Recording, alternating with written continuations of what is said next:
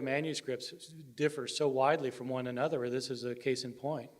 So if Codex Bezae adds all sorts of commentary, the number of steps Paul stepped down, the time frame when he lectured in Acts, all these things are added, why wouldn't it be more likely, given that there is no earlier manuscript support for that reading, that the writer of Codex D saw the very same strong language that you yourself have pointed to in your argumentation? He casts him out, he strongly upbraids him, and made a change, as he did in so many other places in his writing. Well, that's a standard argument. That's what people have said for years, and I disagree with it. I think that, in fact, on internal grounds, there are solid reasons for thinking that it was Orgus Theis.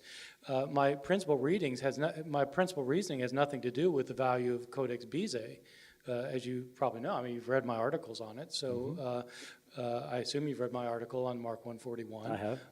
So that it's not. I mean, Codex Bezae is, to some extent, neither here nor there. It provides us with the reading, but it isn't the strong argument for the reading being original. Okay, and would that be one of the readings that you feel changes the entire meaning of a book? Well, no, I wouldn't put it that way with that reading. I would say that reading provides a different nuance. Jesus gets angry a couple of times in the Gospel of Mark, and it's interesting to try and see why he gets angry in the Gospel of Mark, and this would be another place where he gets angry in Mark. I mean, it struck most scribes as a little bit odd for him to get angry at this point, and this leper comes up and wants to be healed, and it says Jesus got angry. And so, that's a little hard to figure out. No wonder they changed it to he felt compassion for the man. I mean, it makes sense that they would make the change. But in fact, it probably said he got angry. And then the task of the exegete, the interpreter, is to try and make sense of why it is. Now it says that Jesus got angry when this leper approached him. And so it changes the meaning of the book to the extent that it gives you a fuller understanding of why Jesus gets angry in the Gospel of Mark. By the way, he doesn't get angry in Matthew or Luke. When you repeatedly say that we don't know what the original writings of the New Testament said, given that there are entire sections of text where there is no variation basically at all, would you agree that we know what those sections of the New Testament said? Okay, let me explain why, because I don't think I've explained it very well. Let's say Paul wrote his letter to the Philippians, and they got a copy, and then somebody made a copy of that original, and made a couple mistakes, and then somebody copied that copy, made a few mistakes, and then the original was lost, and the first copy was lost, and that all other manuscripts ultimately derive from that third copy. In other words, that third copy was, the original wasn't copied anymore, the first copy wasn't copied anymore, only the second copy was copied twice, and both of those was copied 5 times, and each of those was copied 20 times, and so they all go back in a genealogical line to the third copy rather than to the original. All you can reconstruct is what was in the third copy.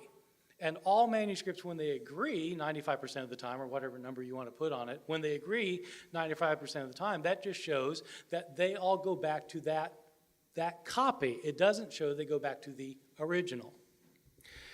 And so this kind of perspective, I want to make sure that we're all understanding exactly what you're saying. This is why you would say that if anything was ever inspired, in essence, we'd have to have the original for it to be inspired. No, I told you long ago that this was not going to be a debate about my doctrine of inspiration. I'm not saying anything has to be one way or the other. God could have inspired the originals and then decided to allow scribes to change the originals. God could have inspired all the textual variants. I mean, if you're saying if it's impossible, then when you're talking about God, nothing is impossible. The church father Origen maintained that all of the textual variants were inspired by God, that he inspired the scribes. So, well, that's perfectly fine if that's what you want to think. I simply don't think so. My view is that if God wanted us to have his words, he wouldn't have allowed his words to be changed so that we don't know what the words were.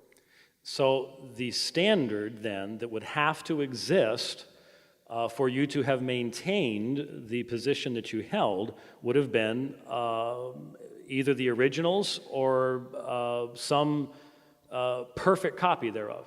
Why would God not allow the originals to be preserved? I used to ask myself that question. I mean, if he inspired Mark to write down this book, why wouldn't he let it? I mean, it wouldn't be impossible for it to be preserved. There are other books that are preserved that long. Why wouldn't he tell Christians, keep that book so that you have something to judge the copies by? But he didn't do that. We don't have the original.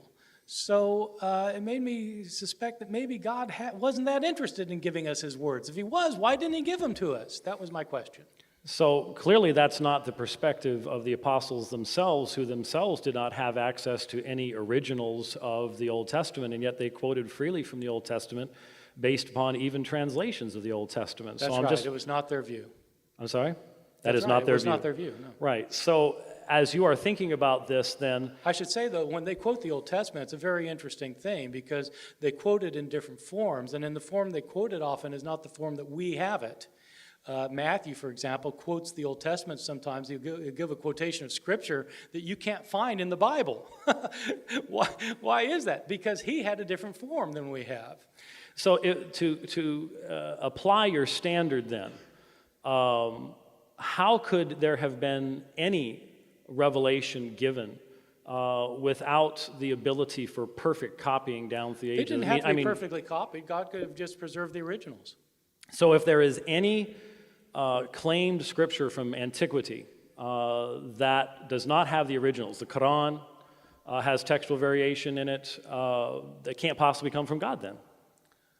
I'm not drawing that theological conclusion, and I don't really appreciate you likening me to a Muslim. I didn't. Both in your speech and just now. I'm not making any stand about the Quran. I don't know anything about the Quran. I'm simply making a very basic point, and I'm not making this as a normative point for everybody. I'm saying for me, it doesn't make sense to say that God inspired the words because he wanted us to have his words if he didn't give us his words. We don't have his words because the originals don't exist and accurate copies don't exist. There are places where we don't know what the originals even said. So your standard for accurate copy is perfection, is it not? Perfection. Yes, sir. I think if I copy the word ego, and instead of writing ego, I write autos, then in fact, that is an imperfect copy. A perfect copy would be a copy that copied ego as ego.